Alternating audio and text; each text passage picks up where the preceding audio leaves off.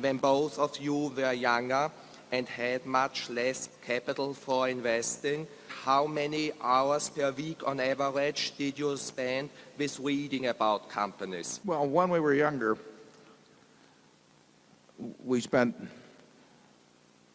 probably Charlie compared to now spent a lot more time. I spent a fair amount more time looking at companies. But if we were doing it over again, we would do it over again pretty much the same way.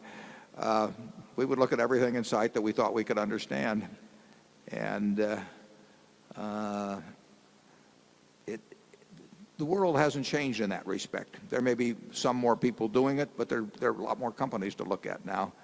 And we would read everything in sight about the businesses in the industries we thought we could understand. We would look for things that jumped out at us as being very cheap in relation to value, and we would have one enormous advantage because we would be working with far less capital, which means the universe of potential ideas would be far greater. But there's nothing different, in my view, about analyzing securities now than there was 50 years ago. Charlie? Yeah, we read a lot and we thought a lot. I don't know anybody who is wise who doesn't read a lot. And on the other hand, that alone won't do it. You have to have a temperament, really, which grabs the correct ideas and does something with those ideas.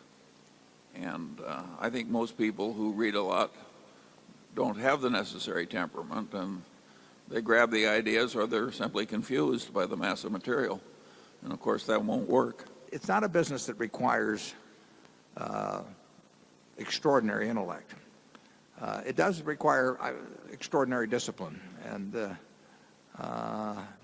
that shouldn't be so difficult, but as I look around the world sometimes, it apparently is quite difficult. I mean, the whole world went a little mad a few years back in terms of investments, and you say to yourself, how could that happen? Don't they learn anything from the earlier ones? But you know, what we learn from history is that people don't learn from history, and you certainly see that in financial markets all the time.